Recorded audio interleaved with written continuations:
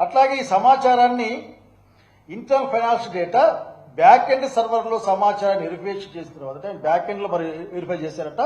అక్కడ అనేక విషయాలు బయటపడ్డాయట. పెద్ద ఎత్తున లోపాలు బయటపడ్డాయి. ఇక్కడే నాకు అనుమానం వస్తా ఉంది. మీ దగ్గర ఏ సాక్ష్యం లేదు, సమాచారం లేదు, సత్యం లేదు.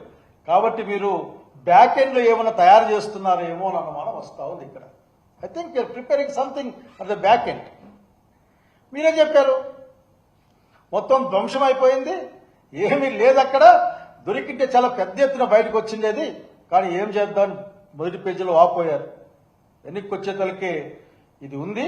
దీంట్లో ఆ కార్పొరేషన్ అధికార సహకారంతో international spirits and wines association of India, అందులో ఉన్న కొద్ది ప్రతినిధులు, అట్లాగే మద్యం కంపెనీల మార్కెట్ హెడ్లతో సమన్వయం చేసుకుని ఈ ఆధారాలని మొత్తం ధ్వంసం చేసి ఏంటి అసలు ఏం చెప్పాలనుకుంటున్నారు మీరు?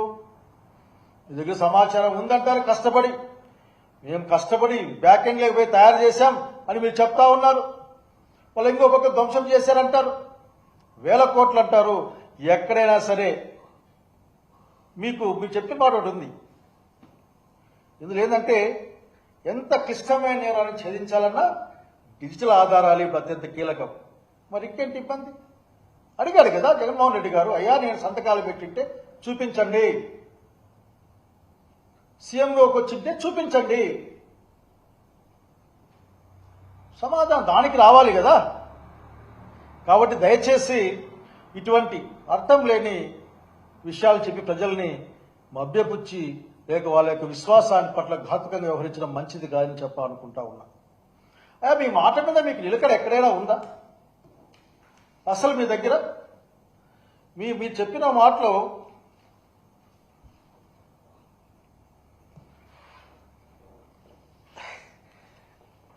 ఏంటంటే మీరు ఎంత డబ్బులు ఇన్వాల్వ్ అయినాయని మీరు చెప్తా వచ్చారు.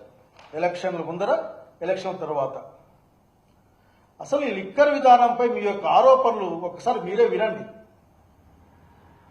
చంద్రబాబు నాయుడు గారు అండ్ కో 25 మార్చి 22లో జగన్కు 5 ఏళ్లలో 10,000 కోట్ల ఆదాయం.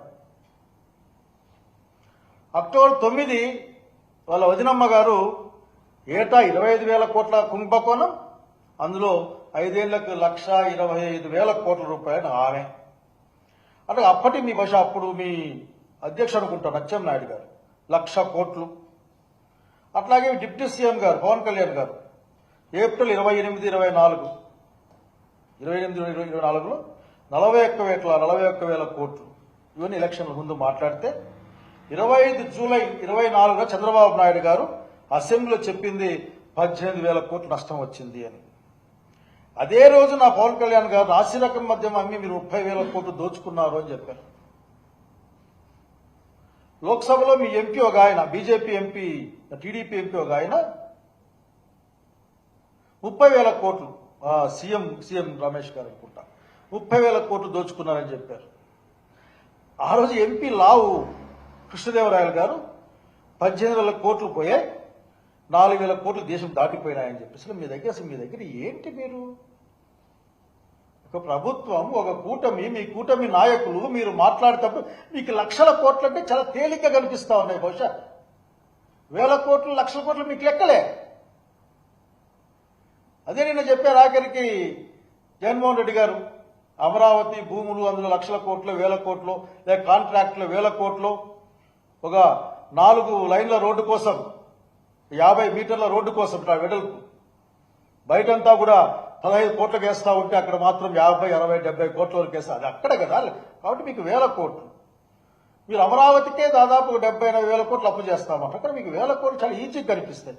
మరి మీరు ఇచ్చిన మాట ఏదో డేట్లు అడిగితే డేట్లతో సహా మీరు ఎప్పుడెప్పుడు మాట్లాడి మేము పంపిస్తాం. ఒక ఆరోపణ మీద మీకు నిలకడ లేదు, మీ దగ్గర ఏ సమాచారం లేదు. అయ్యా ఇంకో సింపుల్ అడగాలనుకుంటున్నాం మేము.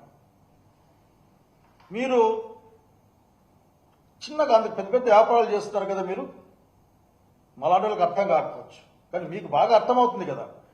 ఏదైనా కానీ ఒక కంపెనీ పెడితే దాని యొక్క అన్ని యొక్క యాక్టివిటీస్ కూడా ఏం ప్రొడ్యూస్ చేస్తుంది, ఎట్లా పంపిస్తుంది, ఎవరు దాన్ని తీసుకుంటున్నారు, ఇవన్నిటికీ ఈ టైంలో డిజిటలైజేషన్ కదా.